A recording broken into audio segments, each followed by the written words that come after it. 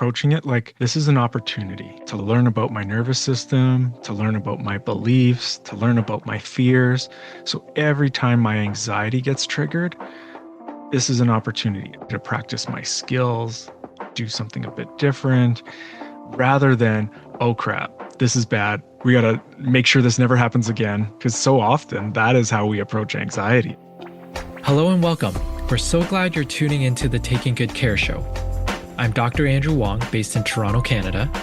And I'm Dr. David St. Arno, based in Edmonton, Canada. We're two practicing psychologists with over a decade of experience each, working in a variety of settings and supporting diverse populations. Thanks for joining us. We hope you enjoyed today's episode. While we're both practicing psychologists, our podcast is intended purely for educational and entertainment purposes.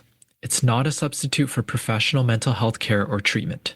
If you're in need of support, we strongly encourage you to reach out to a licensed mental health professional in your area. Good morning, Andrew. Good morning, Dave. Another Friday, another brilliant episode upcoming.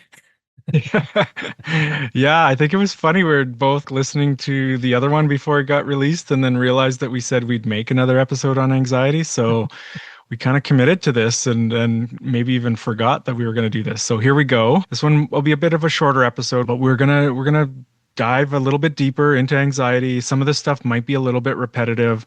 And, maybe even by design, because I think even in therapy, when I'm meeting with people and we're talking about any kind of challenge that they're going through, some of these things get repeated and we say them over and over again before they kind of sink in, before we're able to, sometimes even just hearing it in a different context or on a different day allows us to take in that information differently. So we'll try not to, repeat ourselves too much, but some of these things are like key points that whenever we're talking about anxiety, you have to mention it. So Absolutely. And I think as a reminder too, there are many podcasts out there that talk specifically about anxiety, like their whole focus is on anxiety.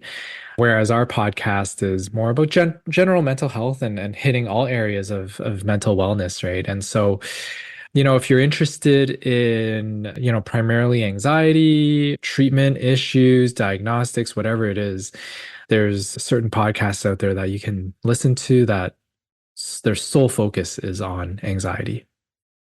Yeah, funny you say that. I was doing a bit of searching around before today and I just Googled or just searched in the search engine of my browser anxiety podcasts, and it gave like multiple different websites that are ranking these podcasts. And so you can, I think the one I found was like the top 25. So there's like more than 25 of podcasts specifically focused on anxiety. And I listened to a couple of them. I mean, they're really good. There's a lot of good information out there. So I think, for us, it's like find what you need, find what's going to help you and spread the word. So yeah, we'll touch on some things today, but we're not going to touch on everything. And that's kind of the way we roll. So I like that. I like how, it is the way we roll. If you've listened to all the episodes, I think you know by now, we're pretty laid back. We take ourselves only a little bit seriously. And so, with the episode today, sort of a third episode on anxiety, there's certainly, many, many things that we haven't even touched on when it comes to anxiety. I think one piece that we've primarily focused on when it comes to treatment is CBT, right? So cognitive behavioral therapy. But again, it's not the only way to treat anxiety. And it doesn't fit for everyone either, right? Manualized treatment. Sometimes I hear clients tell me, it doesn't really seem like it's treating them like a person, right? It's just like, let's get through some of these strategies and paperwork and homework and see if it gets better, right? Whereas, I think I've said this in a previous episode, people really look for the in-person connection a lot of the time. Right. Otherwise, you could just pick up a manual and work through it yourself. But people are really looking for that human connection, for that guidance when they may not be getting it elsewhere. And that in and of itself can be the root of anxiety. yeah, I mean, anxiety is scary, right? And so if you're going to do something that's scary, it's nice to have someone that isn't that scared of it or knows kind of what they're doing or has done this before. Like anything that you're going to try and it's new and it's difficult, it's nice to have someone to help you with that. So, but again, like there's a lot of good information out there, and the information can help too, right? Like even just listening to this podcast, you Yeah. might get a couple of ideas or a couple of concepts that you're like, oh, that is a different way of looking at it, or that is like a phrase that is I'm gonna take that with me as I continue my journey in life. So Yeah, absolutely. All right. So, in terms of some of the deeper issues related to anxiety and even treatment of anxiety, beyond CBT, we've done an entire episode on acceptance and commitment therapy. And, that is one particular area that can certainly help with anxiety. I think we talked about this in the ACT episode. It's sort of a tree branch of cognitive behavioral therapy. yeah, I mean, there's a couple, you can search this up to evidence-based, approaches for treatment of anxiety. But I'm just thinking like in terms of our time here today, maybe just like picking each other's brains about like what has been helpful in your practice, what has not been helpful. Like there's some ideas and there's some concepts that actually are not helpful when approaching anxiety. And I think it's important for people to know that too, because a lot of those are like promoted in society. Like actually thinking about this, I really wanted to make sure that at least at some point during the episode I'd say this, so I'm going to say it right now. But anxiety is often connected with like meaning that someone is weak or someone doesn't know what they're doing, they're incompetent. Like anxiety is an indicator of those things, right? And those are all generally negative things, right? So naturally, what do people do? They try to hide their anxiety to not look incompetent or not look weak, right? But that actually is not very helpful, right? The whole like fake it till you make it kind of concept can work at some times because it can show you that you can actually do something that you're scared of or that you didn't think you could do. But with anxiety, it's like, for me, I think what I hold close to for myself is like anxiety means you care about the outcome, right? Anxiety means you care. And then it's like, okay, I care. That's why I'm going to have some anxiety about this. And we're not going to get rid of all anxiety because that would not serve you well, right? But we're going to look at how anxiety sometimes serves us well and sometimes gets in the way or makes life harder or even affects our physical health a negative way. And so what you described there is again back to that fight or flight, right? And I think the reinforcing value of fleeing or running away is, it's really hard to break that hold because once we've ran away once and it worked. And so we keep running away from something. And I think when I work with kids, this is where sometimes attendance issues get in the way, right? Maybe something is bothering them at school, so they don't want to go to school. And so from my perspective, I always tell parents we do need to get the child in the door, right? That is first and foremost, because if we continue to reinforce the idea, okay, yeah, you don't have to go to school today, you're not feeling well, someone's bothering you, okay, stay home. And then the next day, stay home again, and so on and so forth. It really takes a hold of that individual that, oh, I don't have to go to school. And guess what? You know what? I've been going to school now for a few months. It's been great. And then something happens again, and they go back to the automatic response of, I'm not going to school. Right. And then another month passes by and, principals get involved and attendance counselors get involved. But that's when it becomes so reinforcing. And I always say to parents, we have to get their foot in the door, even if they're not going into the classroom, if it's going into the office, the library, we just want to keep the child in that pattern or routine that it's important to go to school, but we can accommodate you going into school. Yeah. So I mean, you're hitting on probably the key element in terms of treating anxiety is that avoidance actually makes things worse. Avoidance strengthens anxiety. So it makes sense. It's natural. People think if this is creates anxiety, then I shouldn't do it, right? And that's, I think, kind of how our brain is wired to keep us safe, right? So if school creates anxiety, then if I don't go to school, I don't feel the anxiety. That's a good thing, right? But in the long term, it's not a good thing. So exposure is the opposite of avoidance, right? So Yeah. how do we, like you said, show up with accommodations, but we're exposing ourselves to the thing that is Yeah. scary and then learning tools to cope with the anxiety. And this is what's really challenging when working with kids. Parents will come to the office and they'll say, you know what, get my child back to school. And to your point about, just telling people to pick themselves back up and go and do it, it's way easier said than done. Right? This is where it really does take a village, at least when we work with kids and teenagers. We need to provide parents with the tools, caregivers with the tools to say, okay, how are we going to accommodate your child from that point when they wake up to the point where they step into the school? So the parental work there is important to help alleviate your child's anxiety and to stay away from statements like, hey, you just have to put in a better effort to get to school, right? Or just get over whatever you're working on or whatever's bothering you and just get yourself to school. Those statements that you talked about that don't help, those are it right there, right? We're essentially telling the person, nobody's here to help you. You got to help yourself. When in our world nowadays, at least I'm assuming your world as well, Dave, we're very much saying, you know what, it's okay to ask for help. Well, yeah, and I also think the message is something is wrong with you, Yes. right? Get Yes. over it, do it. It's not that bad. It's not a big deal, right? And if it is a big deal on the inside for this little kid, then they're left with the feeling like, well, I guess something's wrong with me, right? And that actually makes things worse, right?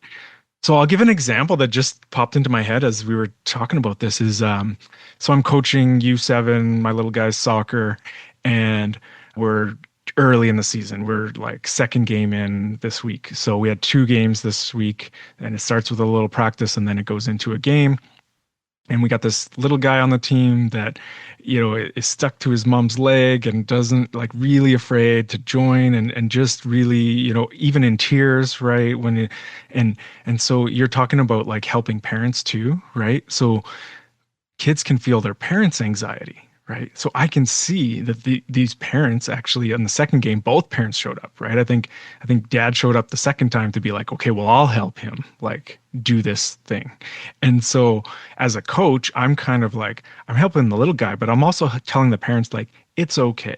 You know, if he doesn't feel comfortable right now, it's okay, hang out. He's around the team. Well, and then as a coach, I keep going to that little guy and I'm like, "Hey bud, you want to join? You ready? You want to?" And I'm actually being really playful with him, right? I'm giving him high fives, I'm making jokes so that his feeling is different too. His connection to being there feels different. He's not feeling his parents' anxiety or even his parents' anger and then feeling even worse about himself. And so he's already got like this anxiety and now he's got another layer of like feeling bad about himself. So Hmm. he's not going to want to go to soccer naturally, Hmm. right? Yeah. So Yeah. I just think like, man, this just happened this week and I'm not, I'm not the psychologist on the team. I'm just the coach, but it's like Yes. these are how these things show up. And it was really cool. By the end of the game, he went in net. His parent came with him. I said, you can come on the field, you can hang out right beside. And he kicked the ball two times and he Nice. was excited. And he actually joined in the cheer at the end of the game, which he hasn't done. Like we had one like practice and then two games. So this is like his third time of trying to do the big team cheer. Everyone puts their hands in and he would be off to the side still. So Ah, okay. it's just like I mean, kind of a success story, but like, how do we handle, like you're talking about kids going to school, but kids going to sports, kids going to birthday parties, and then adults with kids, Yeah. right? Like our own anxiety about like, oh, our kids should be like, look at all the other kids, they're able to do this thing. in some ways you might be like, what's wrong with my kid? Like I'm embarrassed. All the parents are looking at me. Yeah. Well, this is why a big part of it is actually helping parents manage their anxiety too, Hmm. to manage their worry, their feeling of embarrassment or shame, and really giving parents the tools of overcoming, yeah, that embarrassment. So for example, when let's say sports, right, or school, when their child doesn't want to go into school and it's first thing in the morning, you've got, a bunch of parents all over the place and the child's, kicking up a fuss. For some parents, the easier thing to do is to just say, okay, let's get back in the car, or let's just walk home, right? Let's get out of here. Right. So it's helping the parents cope with that so that they can, in a way, dig in their heels to say, okay, nope, we're going in. Right. Yeah. So that's a big piece of it. That's what I'm saying. Like it does take a village. And then even when we get into the school, now you need the next team to come in, the school team, right? Or the coach in your case to say, okay, let's make this a comfortable environment for you. What can we do? Like, let's accommodate this, right? So same thing with baseball, earlier in the winter when we were doing indoor work with my son's team, the ball's coming way faster now. Right. So it's using a pitching machine. It's coming at 40 miles per hour.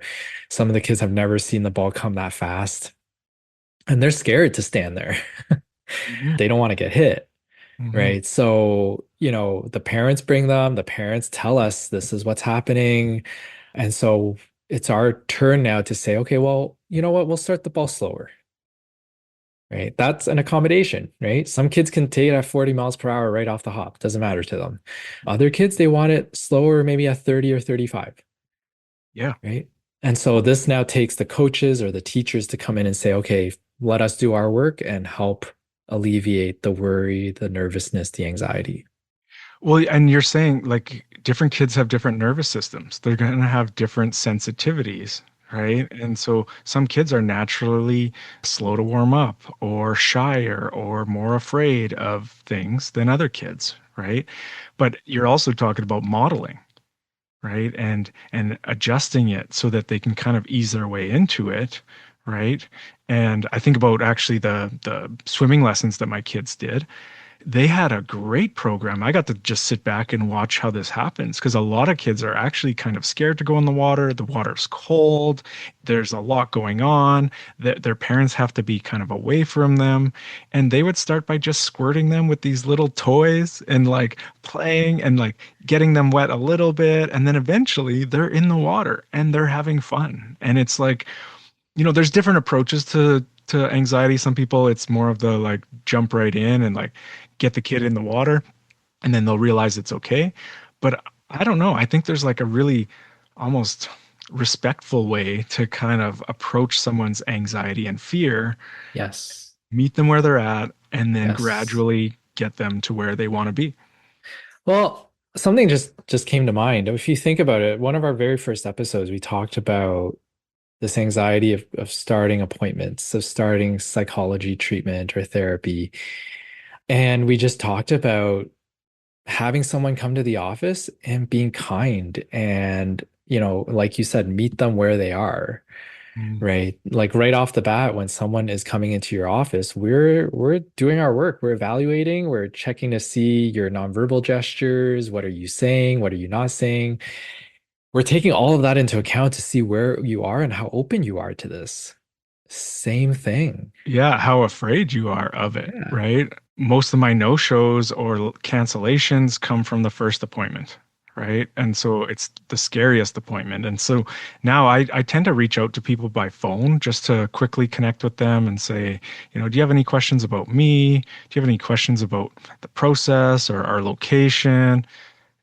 Just to kind of, and then, hey, between now and the next first appointment, reach out to me if you have any other questions.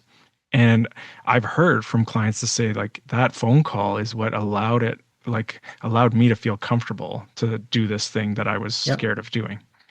Exactly. Exactly. So I think my message here as someone who works with children and youth is, just ensure that we are providing appropriate support and not saying things that can actually deter someone from seeking out help.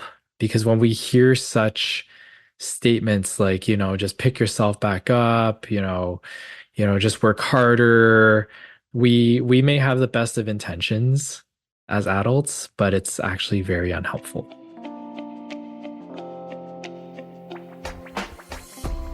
I want to actually dive into some of those things that are not very helpful or like kind of misconceptions about anxiety or anxiety treatment. But first, and this might be a bit of repetition, but when we're looking at fear versus anxiety, fear is like this immediate threat, right? It's the bear in the woods. It's the thing that our nervous system is designed to like have anxiety for. Where anxiety that we're often treating in our office, it's this anticipated future threat, or other people call it like fear of fear, right? So the bad thing isn't actually happening, it isn't even around us, but we're thinking about it, we're worried it's gonna happen, and that kind of like anticipated future threat really is hard on our nervous system, it's hard on our body, it's hard on our mind. Okay, so now that that's over and done with, like you were saying, unhelpful, like kind of get over it. I often think like it's a continuum, and that on both ends, it's not great. So on the one end, ignoring it and saying like get over it and don't do like this shouldn't bother you, it's not a big deal.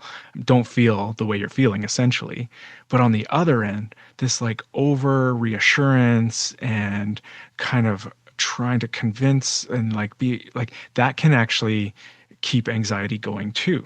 It's like the Yeah. parent that is dropping the kid off and be like, I hope you will be okay. Right? And then the kid's like, well, I wasn't scared before, but I am now. So, like, should I be worried of, is there a danger in the school that I'm like going into? Right? So, being careful on both ends and finding that middle ground. You bring up a really good point, Dave, because I think that can often speak to the caregiver's own worry and anxiety. Or the Right. When you therapist. say, yeah, yeah, or that too, yeah. When they say, I hope you have a great day today, compared to yesterday. Whose hope really is that, right? When you're communicating that, I think probably 80% of the time it's the caregiver's hope that they don't get the phone call or that they have to now pick up their child an hour later and so on and so forth. So that's where, again, we really have to keep ourselves in check to be mindful and intentional of what we say or don't say.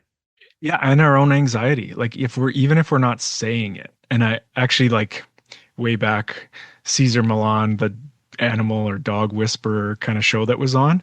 One of Yeah, the things yeah, that I took away from that, like it he said he's training the adults or the humans to better manage the dog's behavior because the dog is responding to the human's anxiety. And the one way that he says it is if you're pulling the leash tight, right? The dog is sensing that you're afraid of something, and then it becomes more aggressive and wants to protect you. So if you're walking with the loose leash, like I mean, it's hard to do when you actually are afraid that your dog is going to lunge at someone else or nip somebody. But that is like, okay, now that you've managed your own anxiety, the dog actually has less anxiety and less behaviors. And I think the same thing for other human beings. yeah. No, it's true. I think it's all behavior.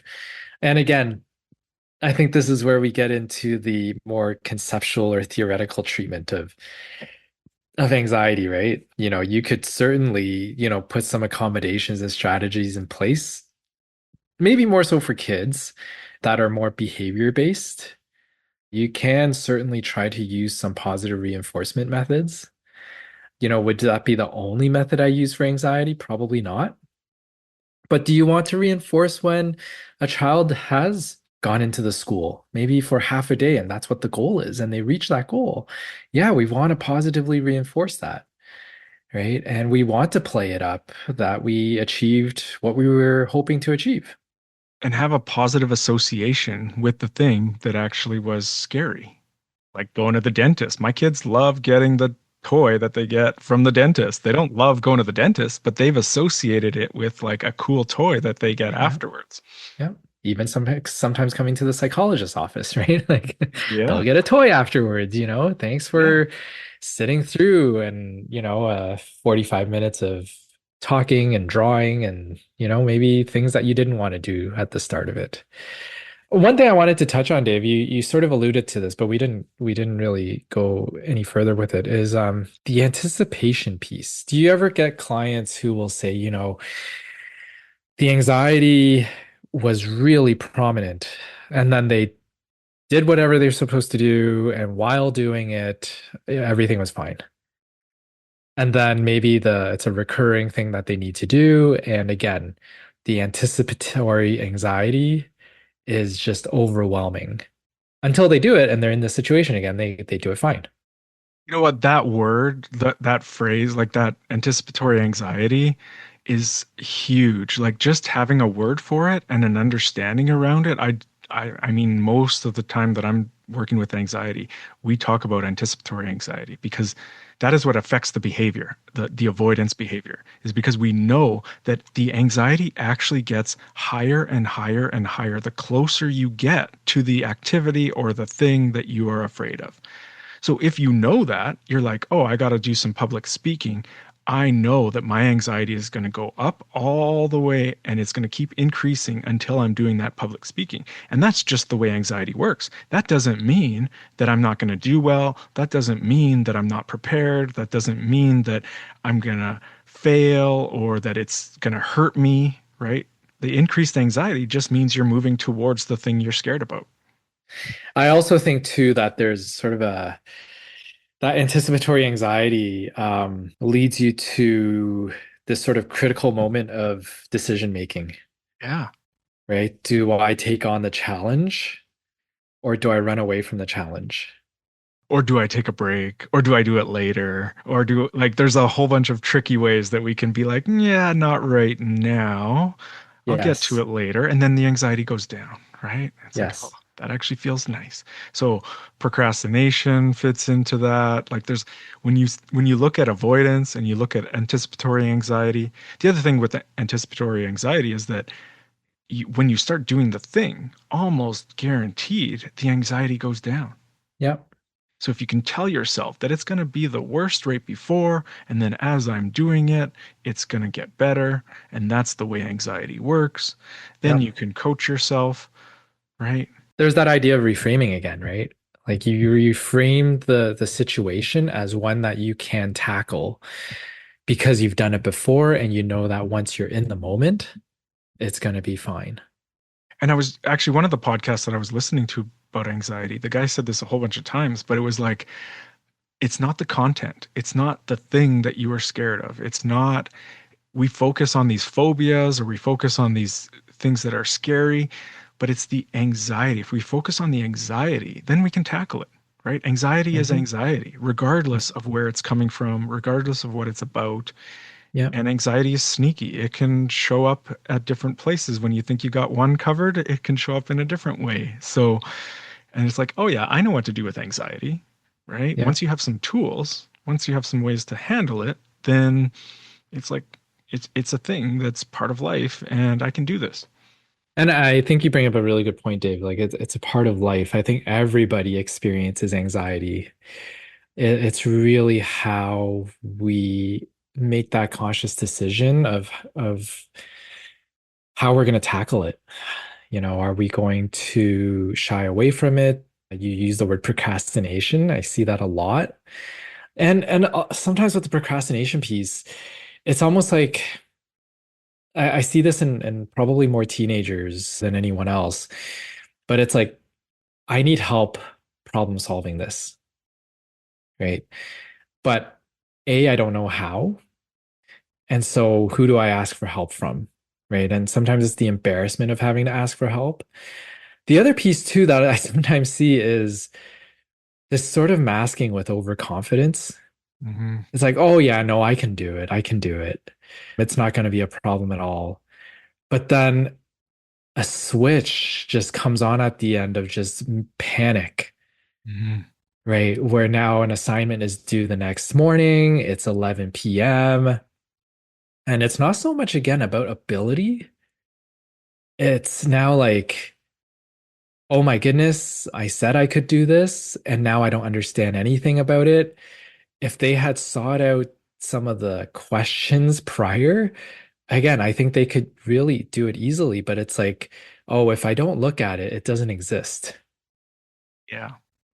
But now I've been reminded I've got this thing that's due next morning and I haven't touched it, I haven't looked at it, and now it's overwhelming. Like even when you think of it, avoidance, around avoidance is like things like distractions. You Mhm. know, like we can scroll on our phone or we can, do something else that is really consuming. And our brain can only focus on so many things at the same time, right? So we can, again, trick ourselves to not feel that anxiety. And then all of a sudden, oh, that deadline is tomorrow, right? Or this morning. And then the anxiety ramps way up, and you have two choices: either not do it or get it done really quick and hand it in as it is. Yep. Both of those are not great, you know, Yeah. situations to be in, right? Yeah. And I know this might suck to hear for some listeners, but I've worked with enough high school students, university students, college students, and sometimes it does take some of those natural consequences to occur before change happens. Right. So, I mean, I don't know how many times I've sat in a session with a parent, myself, and the teenager, and we're just like, one way to curb this might be using an agenda or using your phone. There's a calendar on there, let's break up a task. And again, going back to that overconfidence of like, oh, I got it. It's in my brain. I'll remember. I have never missed deadlines. It's like, okay. And it really does take that one time of a natural consequence to all of a sudden be helps the person click in and just say, maybe I should use that calendar on my phone. Yeah. Well, and it's tricky too because is it overconfidence, like a lack of caring or a lack of recognizing the importance of things, right? Or that they believe they can do something that over and over again, evidence shows they have not been able to? Or is it another sneaky way of avoiding the stress because you say, "Oh, I got this," but really you just don't even want to think about it. You don't want to write it in your agenda. You want to avoid the fact that this is actually a thing that is coming up, right? I think I've seen both. To be very honest, I have Yeah. seen some students who are very overconfident. Yeah. And I sit there and I'm a little puzzled because it's like, you know, I know that you're confident in your abilities, but really, it only takes a few minutes of your time to organize your week so that you're not overwhelmed by the end, by the end of it. And then you're right, there are times when, it is perhaps feeling overwhelmed if they see the same thing in their calendar over and over again that they have to work on. Yeah. But I would say the latter, though, those who follow through with the latter ultimately come back to say that was helpful. Well, I guess I'm just pointing out that I see a lot of times there are people that will deal with their anxiety by getting the task done as quickly as possible, right? As soon as the agenda come or the syllabus comes out and all of your assignments, they're working on the assignments because as soon as that assignment is done, they don't have that anxiety anymore. Where other people cope with the anxiety by avoiding it. And they don't even, I've had, students in my office that won't even check their grades. They'll bring their laptop into my office to check a grade or check their email. Like avoiding it is the way that they have coped with anxiety.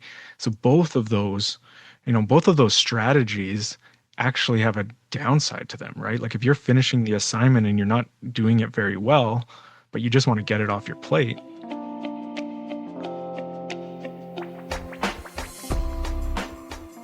There's a couple other things with anxiety, and I feel like I'm talking faster than usual just because my own anxiety again of like wanting to cover some of these things that I think are really just like, I don't know, just important things to kind of help me personally, help clients that I've worked with.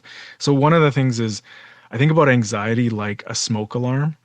And I don't know, back in the day when you'd burn a toast in the toaster and the smoke alarm would go off and it was Yeah. annoying, right? It was like, oh, really? Then you're fanning that alarm and then getting it to stop making that annoying sound, right? That's kind of what anxiety can be like, right? It's like there's not actually a fire, but your whole nervous system is reacting as if there is a fire. And that is really annoying and painful, right? It could be even a panic attack. So just being able to decipher, is this a fire? Because my body is reacting like it's a fire, or is this a false alarm? Right? And we kind of touched on this even with chronic pain, right? How we interpret what's going on in our body, how we interpret our emotions. We can emotionally kind of reason and think, well, there must be something bad happening because I am afraid or because I'm feeling anxiety. This must be terrible, right? Yeah. So being able to go like, take a breath. What am I afraid of? What's the threat? What's triggered this, right? Is it an actual threat that I need to deal with right now? Or is this a false alarm? Or is this something that's important but not urgent, right? Yeah, this actually came up in a recent session with a client, just being able to intentionally think about what is happening, right? So many times, whether it's with work or school, where we're making decisions on the fly, and our brain's going 100 kilometers per hour, and we're trying to make decisions at that speed, at that rate. But it's reminding clients, when can we actually sit down and slow down to almost zero and really intentionally think about what is the decision in front of us? What is the issue in front of us? And taking a break, take a breath and really lay it out there before making certain decisions. Well, and actually approaching it like this is an opportunity. This is an opportunity to learn about my nervous system, to learn about my beliefs, to learn about my fears. So every time my anxiety gets triggered, Yeah. this is an opportunity to practice my skills, opportunity to do something a bit different, rather than, oh crap, this is bad. We got to make sure this never happens again, right? Because so often that is how we approach anxiety. It's like escape it as soon as possible and try to avoid it ever happening again.